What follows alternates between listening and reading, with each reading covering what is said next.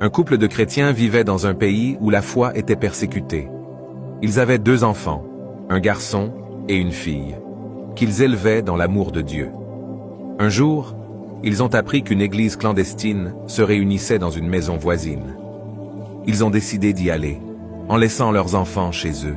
Ils leur ont dit de ne pas ouvrir la porte à personne et de prier pour eux. Ils sont partis avec confiance, espérant rencontrer d'autres frères et sœurs en Christ. Mais ils ne sont jamais revenus. La police secrète avait découvert la réunion et avait arrêté tous les participants. Ils ont été torturés, interrogés et condamnés à mort. Leurs enfants ont attendu en vain leur retour, jusqu'à ce qu'un voisin leur apprenne la terrible nouvelle. Ils ont été bouleversés, ils ont pleuré, ils ont crié à Dieu. Ils se sont sentis seuls, abandonnés, sans espoir. Ils ont pensé à fuir, à se cacher, à renier leur foi. Mais ils ont entendu une voix dans leur cœur qui leur disait « N'ayez pas peur, je suis avec vous, je suis votre Père, vous êtes mes enfants, je vous aime, je vous protège, je vous console, je vous prépare une place dans mon royaume où vous retrouverez vos parents. Soyez fidèles, soyez courageux, soyez témoins. Je vous envoie mon esprit, il vous guidera, il vous fortifiera, il vous donnera la paix. » Les enfants ont reconnu la voix de Jésus. Ils ont cru en sa parole, ils ont accepté sa volonté.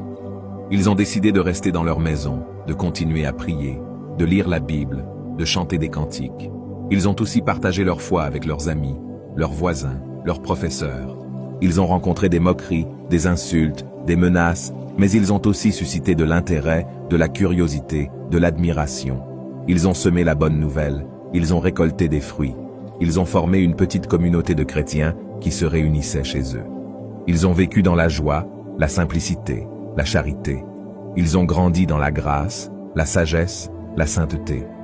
Ils ont été des lumières dans les ténèbres, des sels de la terre, des levains dans la pâte.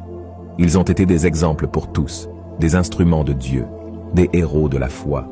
Dieu sait pourquoi il vous a choisi pour être son enfant, son ami, son disciple.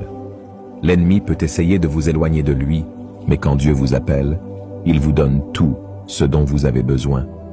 Je prie pour que vous répondiez à son appel, que vous suiviez son chemin, que vous accomplissiez sa volonté. N'oubliez pas de me soutenir sur YouTube en cliquant sur ce bouton ou sur ce lien qui se trouve sur mon profil pour vous abonner à ma chaîne YouTube.